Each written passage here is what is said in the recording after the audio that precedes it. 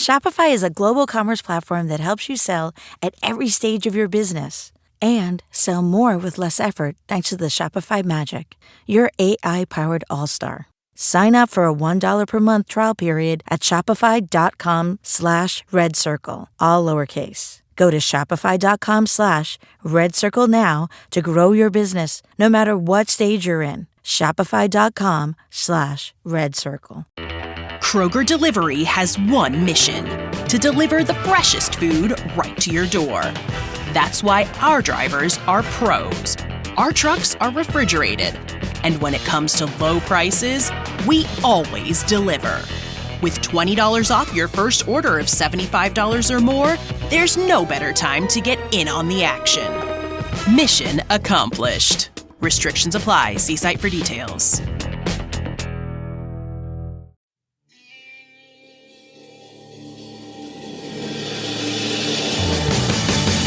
You have the right to remain silent. Anything you say can and will be used against you in a court of law. You have a right to an attorney prior to or during any question. If you can't afford one, the court will appoint one for you. Do you understand your rights? When the wolf is at your door, your running's over, that's for sure. He already knows all about you. Cut you down, no matter by you. Now you better walk the line. Real life, real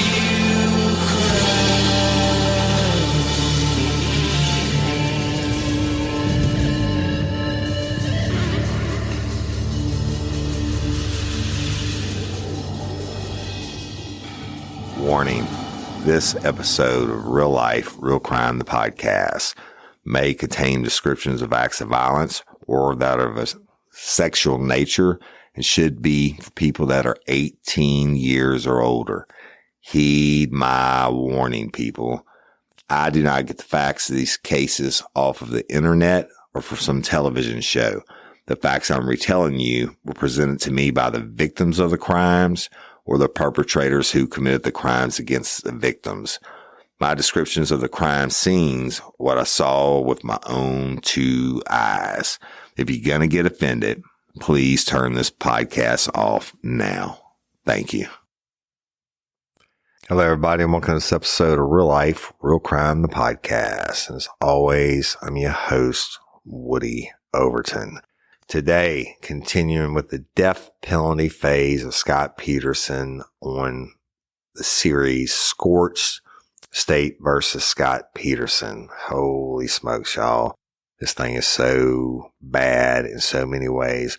And look, we're going to find out, I would imagine sometime this month or very soon, what, if any, DNA is on that duct tape that basically the Supreme Court says now go back and test. You should have tested it back then, which was Scorched. Yes, they should have tested it.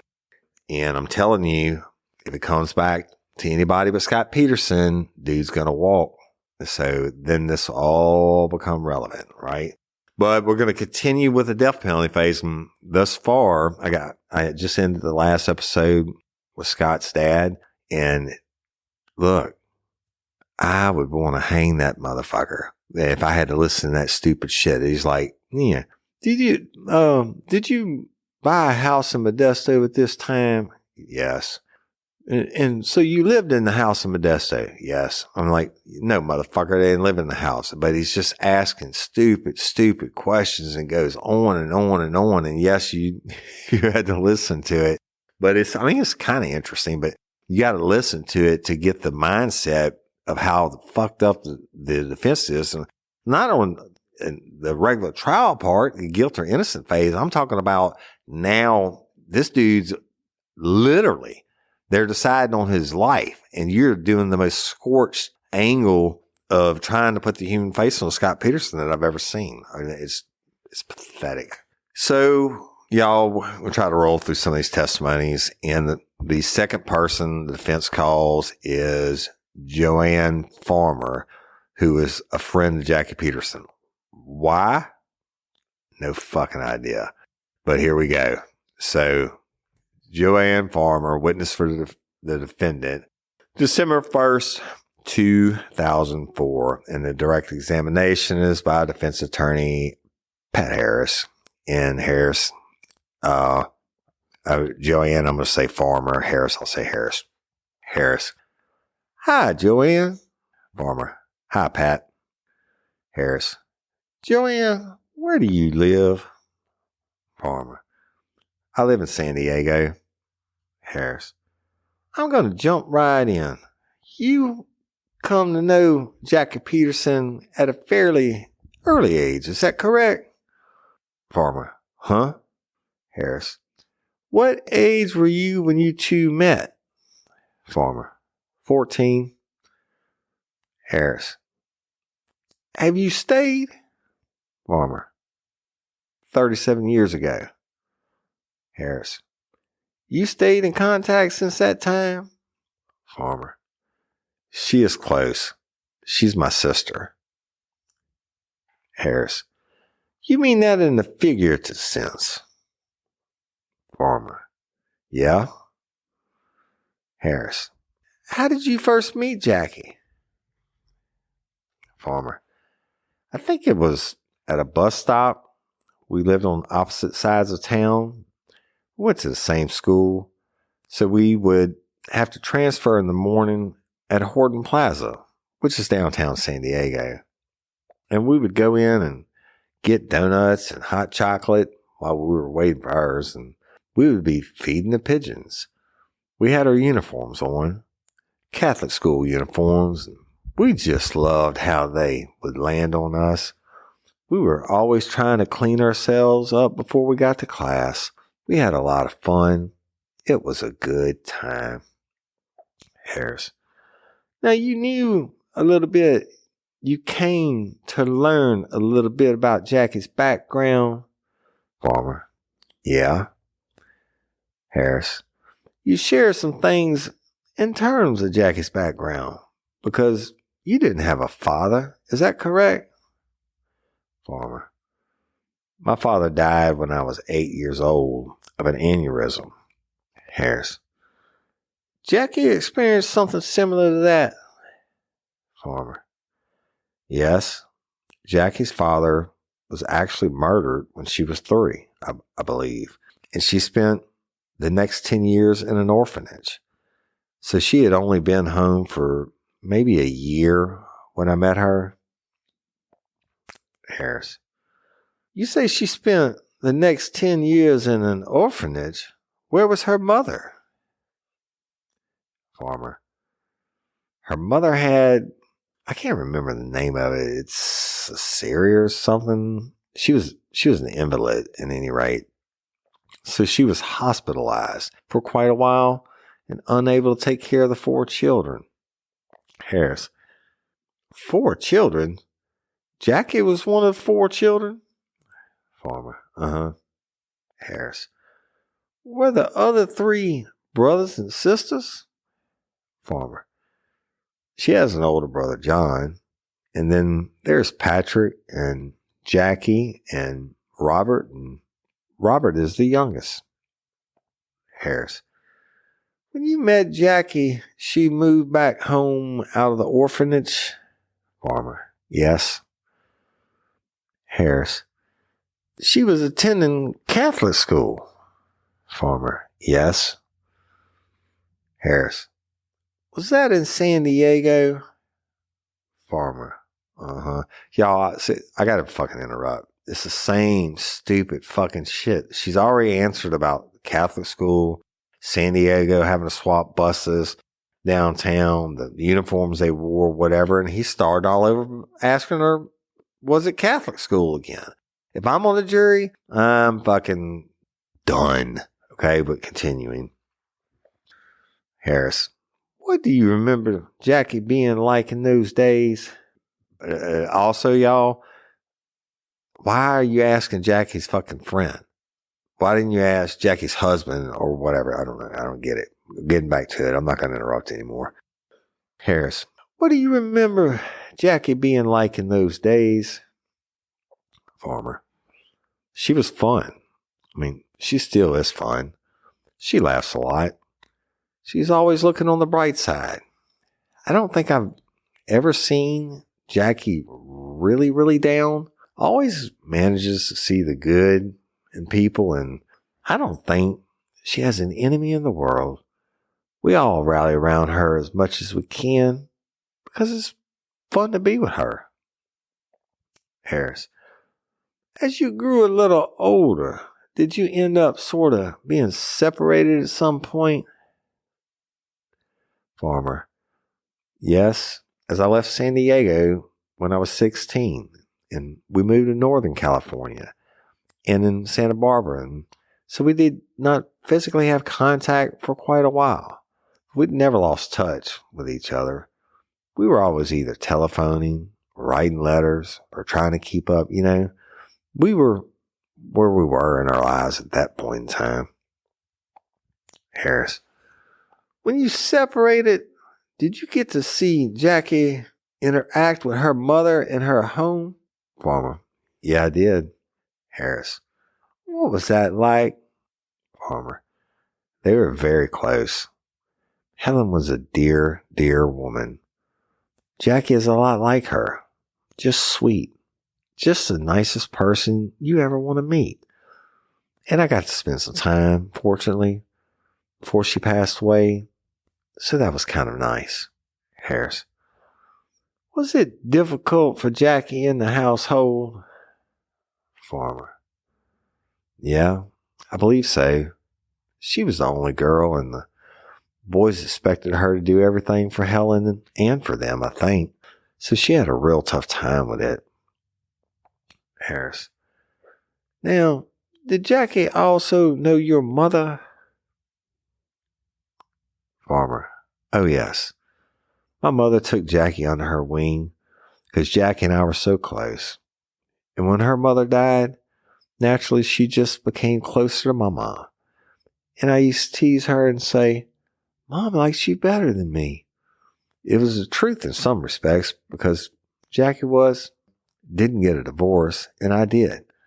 So my mother, she told Jackie, don't do as Joan did. Stay married. She kind of listened to her. Harris, when you were separated, when you went separate ways, did you stay in contact? Farmer, oh yeah. We have never lost touch with each other.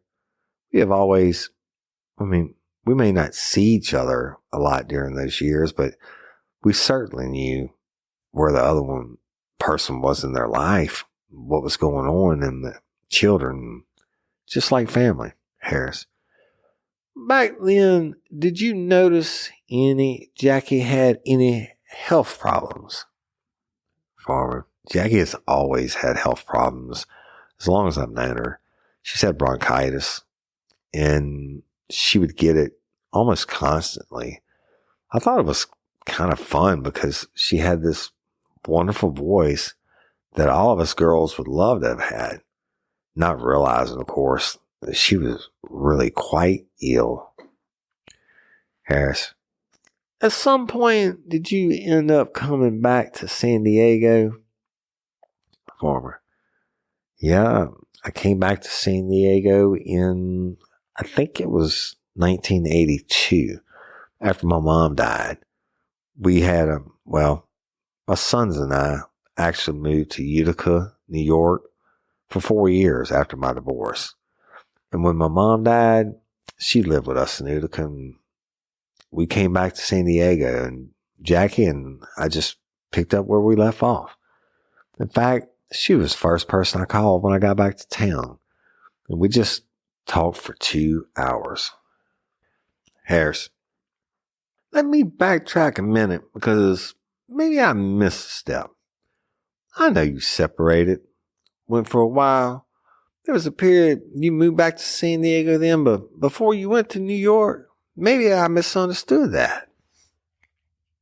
Farmer, no, I went to Santa Barbara when I was 17, and I was married when I was 20. Then my husband and I moved up to this area, actually to Cupertino, and I did not come back here actually until after my mother had passed away. Harris, you became aware at some point that Jackie met Lee Peterson? Farmer, yeah, I sure did.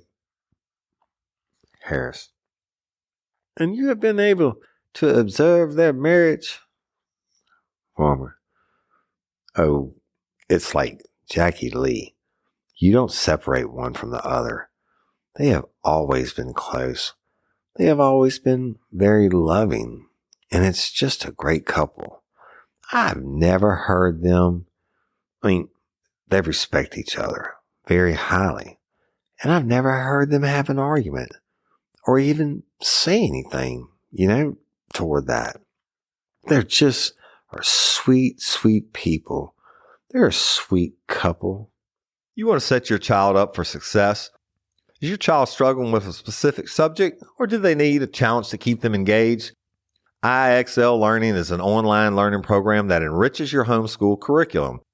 It offers practice in math, English, language arts, science, and social studies, and adapts to each child, meeting them at their personal level. As a homeschool parent, I can tell you that IXL has been life-saving for my son, WL. He uses IXL every day, and it allows me to tailor his learning experience based on his specific skills, not just his grade level. If he needs support, IXL finds his current level and helps him build up to where he needs to be. And in areas where he's advanced, IXL propels him forward without any setbacks. What I love most is that IXL uses visuals in its questions and lessons, which really helps WL learn math and science better since he is a visual learner. The interactive practice problems and educational games make learning fun and engaging. With IXL, school is a positive, fun experience. WL enjoys earning awards in the educational games. IXL is trusted by 15 million students worldwide and has proven to improve in performance in over 75 scientific research studies. Make an impact on your child's learning. Get IXL now. Real Life, Real Crime listeners can receive an exclusive 20% off IXL membership when they sign up today at IXL.com/today. Visit IXL.com/today to access the most effective learning program at the best price. Have you heard of Mood.com? They sell federally legal cannabis gummies. Everything you'd expect from a dispensary, and ship it right to your door. 0 pants required. I'm serious. You can now get high quality, 100% federally legal cannabis products delivered right to your door without ever leaving your couch. And you can get $30 off your first order at mood.com/RLRC with promo code RLRC. Mood partners with small American farms to bring you amazing high-potency THC gummies, home-baked cookies, top-shelf flour, vapes, and more. And third-party lab-tested, backed by a 100-day guarantee. No dispensary lines, just clean, quality, 100% federally legal THC from the farms to your couch. Best of all, not only is every Mood product backed by a 100-day satisfaction guarantee, but as I mentioned, listeners get $30 off their first order with code RLRC. So head to mood.com/RLRC, check out their online dispensary, and let Mood help you discover your perfect mood. And don't forget to use promo code RLRC when you check out to save $30 on your first order. Harris, after they were married, did you have an opportunity at different points to babysit John the son? Farmer, yeah. I took care of John quite a bit. My sons were almost the same age as, I think John is just between my two boys in age-wise. And so I would have John on the weekends and things like that because he was basically the only child and he loved playing with my kids. So he could come over quite a bit. Harris. And then a little while after Scott was born. Farmer, Harris. Did you have opportunities to babysit him? Farmer. Uh-huh. Yeah, I sure did. I begged for that opportunity. My son was, I think, 6 when Scott was born, my youngest one. And so it was just great having a baby in the house again. My mom was visiting us. And I remember one time in particular, I think it was New Year's Eve, and Jackie and Lee had gone out, and I was an old married lady. They had only been married 2 years at the time. And we had Scott for the weekend. We just fought over his, just so sweet. And not that my kids are brats. One of them is sitting here, resents that, but Scott never seemed like that. He was such a sweet, sweet baby and a sweet little boy. I mean, through up to the age of 4, knowing I was physically in his life until the age of 4, and then I did move. I'm sorry. I think I'm a little confused. I went to Utica, yeah. I did come back here, and then I went from Utica so he was 4 years old when I did leave town to move to New York, and when I returned, Scott was 10. Harris. Did you ever see when he was around 3 or 4? Did you ever see him interacting with adults? Farmer. With who? Harris. With adults. Party?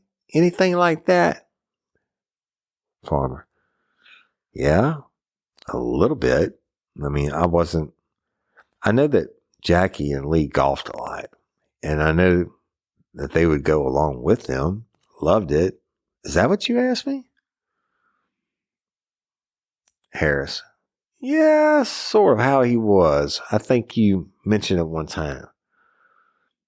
Farmer.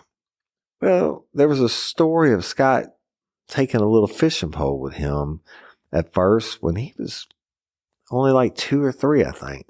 And while they were golfing, there was a little pond there. And Scott would go fishing before he was really into golf avidly. Harris. You also mentioned a story about serving him cookies. Farmer. Oh, Jackie and Lee had holiday parties, and Scott, I think, was probably 11 or 12, and he was such a gentleman. I mean, everybody could not believe this child because he would just serve cookies.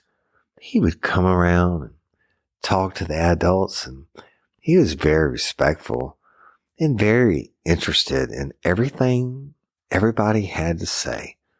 I mean, he was genuinely cared about the adults there.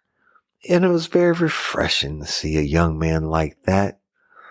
Most of the boys at that age, adults were somebody you avoided. But Scott never seemed to do that. He was always very friendly and very polite. Harris. You got to see him interact with his father as well. Is that right? Farmer. Uh-huh. Harris. How would you describe that interaction? Farmer. He was a shadow. You kind of followed him around a lot and wanted to do everything Lee did. Very much like Lee and Jackie. 3 of them. Really, it's hard to, personality-wise, they are very close because they're all quiet people. But they keep a lot inside, and so it looks like they're not showing any emotion. That's not the way it is. It's just that they have, over the years, they've just decided they're not going to show the public that side of them. So they have feelings. They have emotions. And I know, I've been there. But they're not real public about it. Harris. You talked about you came back from Utica by this time Scott was a teenager. Farmer. Uh-huh. Well, about 12, yeah. 10 or 12. Harris. Was he, as you watched him mature and you watched him grow, did he share a lot of these teenage, sort of wild and rebellious? Farmer. Oh gosh, no. Harris. What was he like? Farmer. He was like he always was. I mean, Scott never seemed to change. He was always the gentleman. He was always polite. He was a loving child. He had lots of interests, and they kept him busy with sports and golfing and all the other things and working at the Creighton place. He liked to go out there back when he was younger and build things with nails and wood that was left over from the Creighton. But I don't think he ever went through a rebellious time. My kids did, but Scott didn't. I think because he had a very secure home. He had the security. Both his parents, and both were loving parents, and they doted on him. So did the rest of the family. And so there's nothing for him to rebel against. He was just a very, very happy child. Harris. Did he return that love? Farmer. Oh, absolutely. Gosh. Yeah. Yes, I'm Aunt Joanne. Yeah, he is definitely a loving person.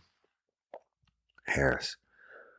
You had a chance to watch what has happened in the terms of the last couple of years, I know. How has that affected Lee? Farmer. I've watched Lee age about 10 years in the last 2. His heart is broken.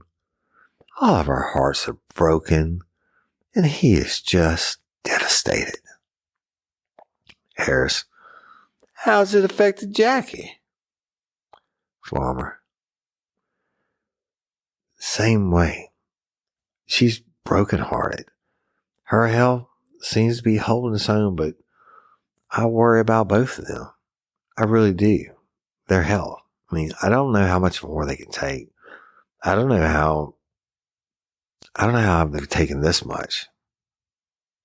Harris. As someone who has watched Scott from the time he was born, has known him the entire time he's been alive, what effect would it have on you if he was put to death? Farmer. Oh God, I don't want to go there either. I was at work when I heard the verdict, and I just screamed. It heard me up and down the hall, and I had to leave, and I can't think like that. Harris. That's all I have. Thank you, Judge. Holy fuck. Y'all, come on. Again, all they're doing is saying that Scott had the best childhood in the world, right? And he's even got an Aunt Joan who loves him more than she loves her own fucking kids. Like, my kids were fucking brats. Scott was the best, dude. And he's such a gentleman. All right, we're going to continue because I'm going to keep going on this. So Pat Harris calls a guy named Jeffrey Cleveland, and he's witness for the defendant, penalty phase, December 1st, 2004. Of course, I'm going to do the voices. So when I say Cleveland, that's Jeff. Harris. Good afternoon, Jeff. Cleveland. Hi. Harris.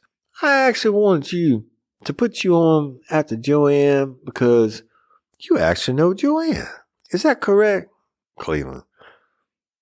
Yeah, I met Joanne New Year's Eve of 1981. Harris. Where was that? Cleveland. That was I believe that was Utica, New York. Schenectady. It's cold. A lot of snow. Harris. When she came to California, did you follow there after? Cleveland. Oh yeah, I mean, who could not go to California? San Diego, California, from Atlantic City, New Jersey? Of course. Harris. She was a friend, right? Cleveland. Huh? Harris. She is a friend, correct? Cleveland. Yeah. Harris. She remained a friend all these years? Cleveland. Oh yeah, constantly. And Harris. When you came to San Diego, Joanne introduced you to the Petersons. Is that right? Cleveland. As a matter of fact, that was one of the first things we had to do was get my Volkswagen out of the back of the U-Haul trailer. And Jackie and Lee were kind enough to have a loading dock. And somehow or another, we managed to get the thing off. Lasted me another 18 years. It's a good car. Harris. Did you end up having a business relationship with the Petersons? Cleveland. Huh? Harris. Did you end up having a business relationship with the Petersons? Cleveland. Oh yeah. Shortly thereafter, they were good enough to teach me how to make crates. Harris. Go to work for them? Cleveland. Yeah, I worked for them for 9 years after that. I guess they liked the way I made crates. Made crates for them for about 5 or 6 months, and they kicked me inside the office when they found out I had business experience and just became a general factor. Harris. What years was it that you worked for them?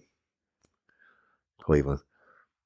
I started with them in February of 1983, and that lasted until about September of 1992. Harris. So you had a lot of experience to see the interaction with the family. Cleveland. Constantly. Because it's what's referred to as a mom and pop business. And everybody pretty much within the family worked there. Art, who was Lee's father, was working there part-time, doing a lot of small packaging. Very gentle and good with his hands for that.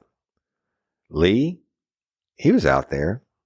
Joe Peterson, he was pretty much the shop foreman. Being taught, brought up that way. Mark, his brother, Lee's other son, he did outside sales. And we had sort of a little mascot. That happened to be Scott. If Lee was there, Scott was normally there. Are you feeling overwhelmed by hormonal changes? I know Sydney was, and if you're a woman, you're definitely not alone. There are more than 1,000 hormone disruptors living rent-free in our environment right now, found in our food, water, and even in our skincare products. These disruptors can wreak havoc on our hormones.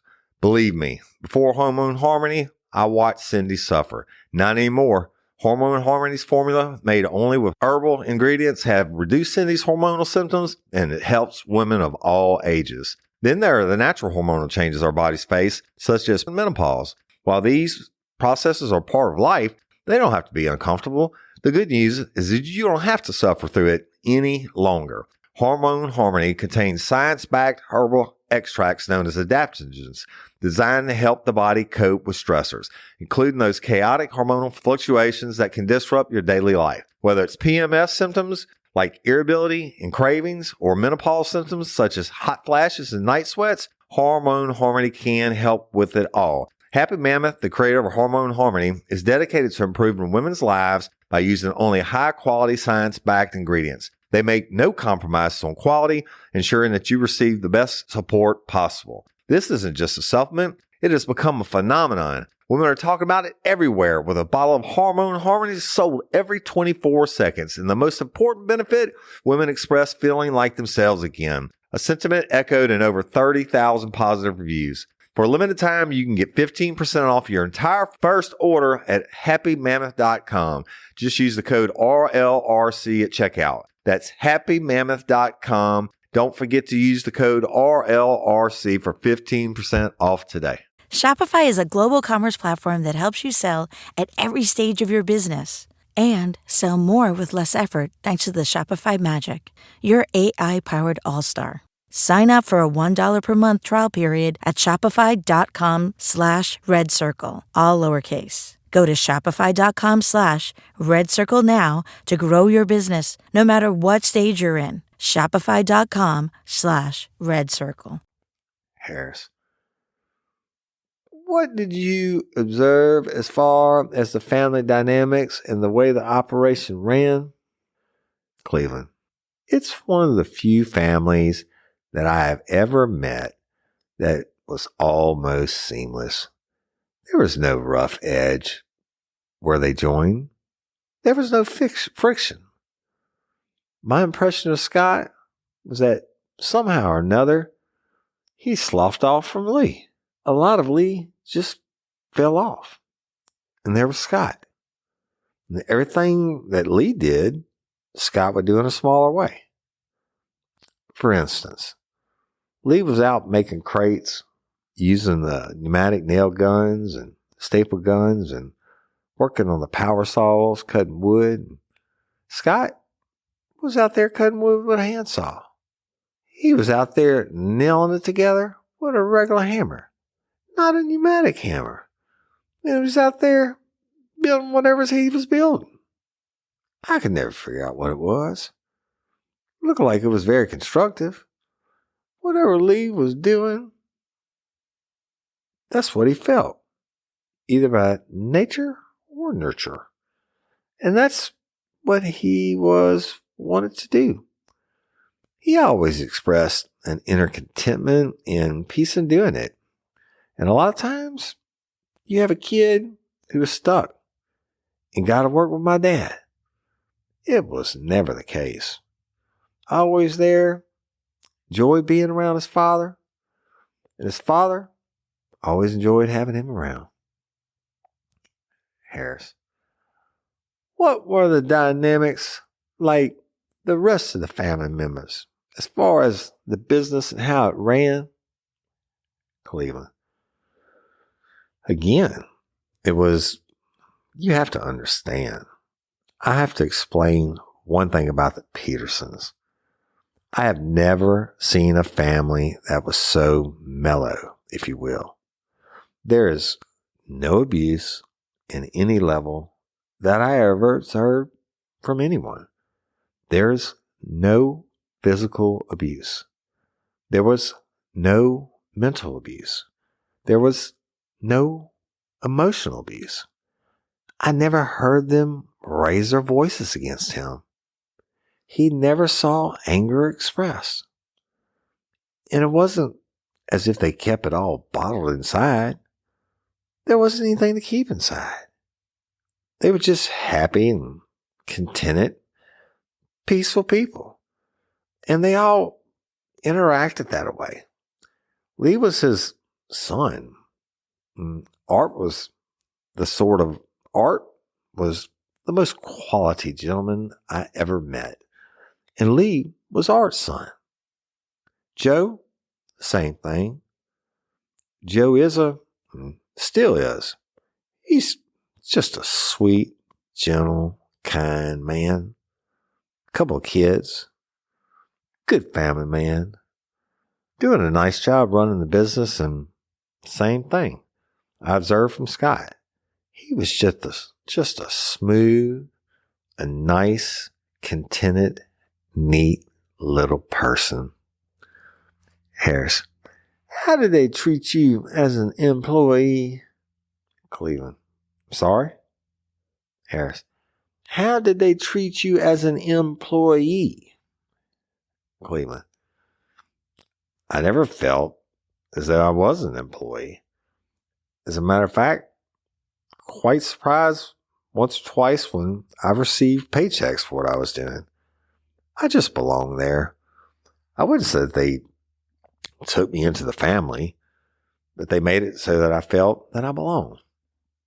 And Lee and I would have little contests over who is the oldest or who looked the oldest. And I looked the oldest from what I was called geezer. Those things still going on.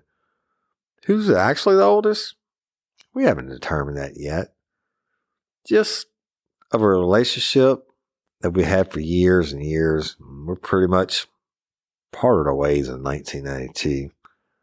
I've been doing things and Lee's been doing things. But as soon as we see each other, we're Jackie, or just like we never split? Harris: what have you been doing since? Cleveland: since then, I worked for a while in the corporate world. Burned out of that. Gave myself a 50th birthday and joined the Peace Corps for a couple years. Got out of that. Couldn't get back in the corporate world again. I'm now working for a nonprofit that works with substance abuse prevention, mostly minors and alcohol and methamphetamine, things like that. Harris: during the time you worked for the Petersons, did you ever see in any way, shape, or form of anger? Anger. Cleveland: no. There's nothing to be angry about. I mean, that people find things to be angry about.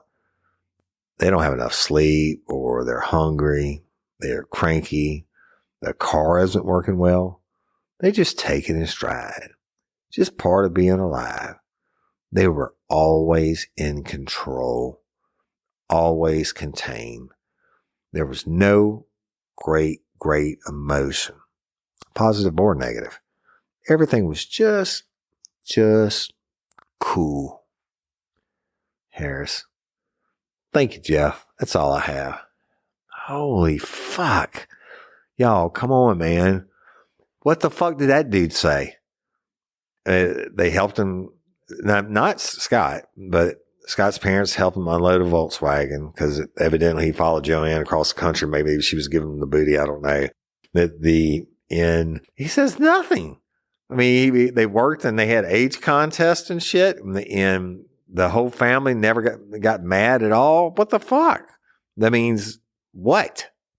It means absolutely nothing. And I'm on that fucking jury. It was so scorched to me. I mean, and the Harris repeats the same fucking questions over and over, and they don't mean anything. But who gives a fuck what this guy's doing now? He joined the Peace Corps and he did whatever. What the fuck does that have to do?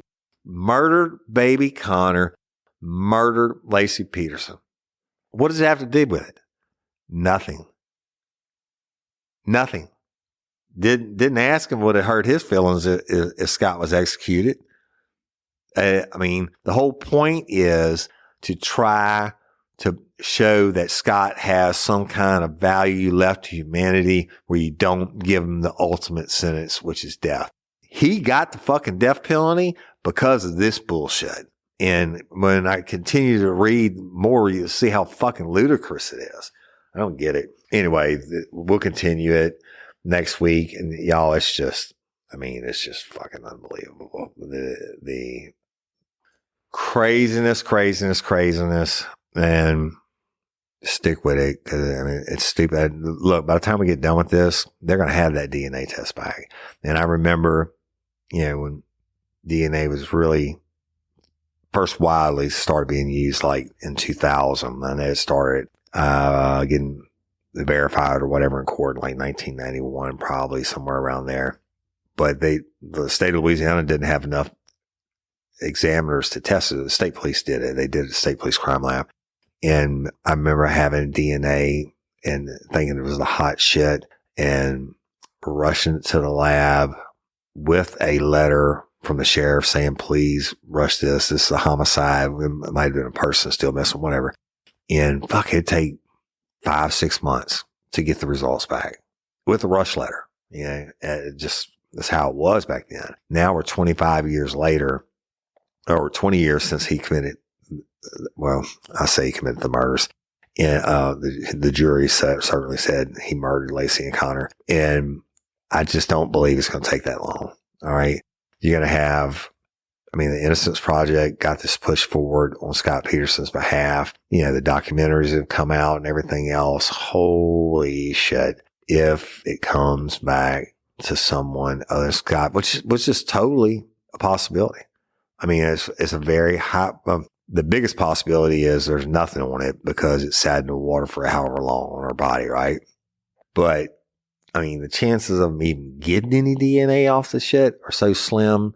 It's ridiculous, obviously, that they spent this much time in going to do it. And when, you know, if you didn't see his jailhouse interview, the first one he gave in 20 years, et cetera, and what a lying piece of shit he is.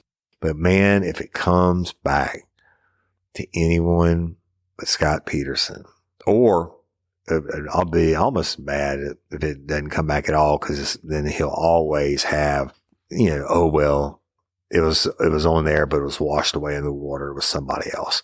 But it goes back to other Scorched parts of this case where they fucked it up.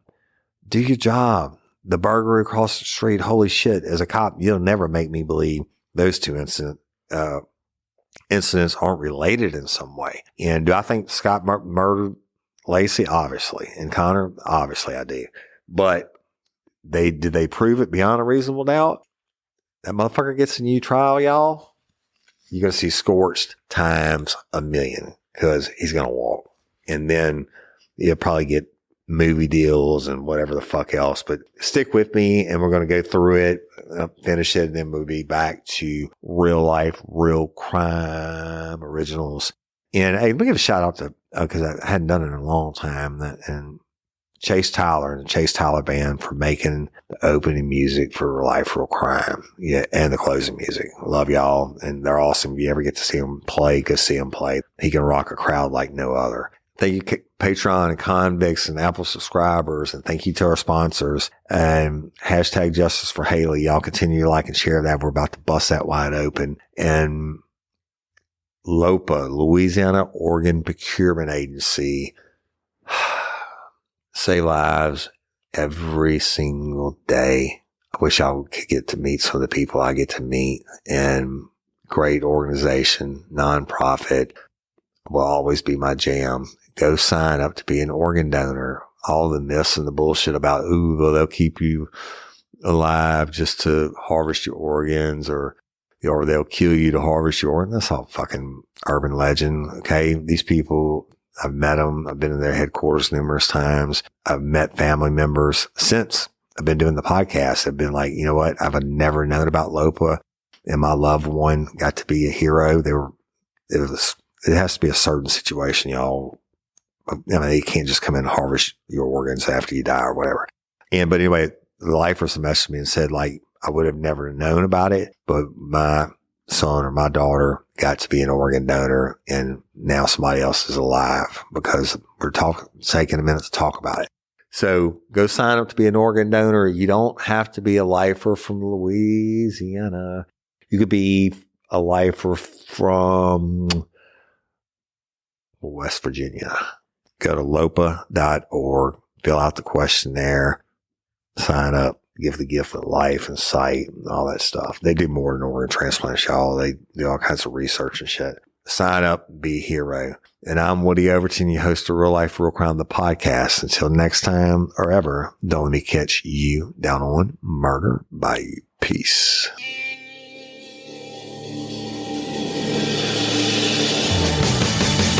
You have the right to remain silent. Anything you say can and will be used against you in a court of law. You have a right to an attorney prior to and during any question. If you can't afford one, the court will appoint one for you. Do you understand your rights?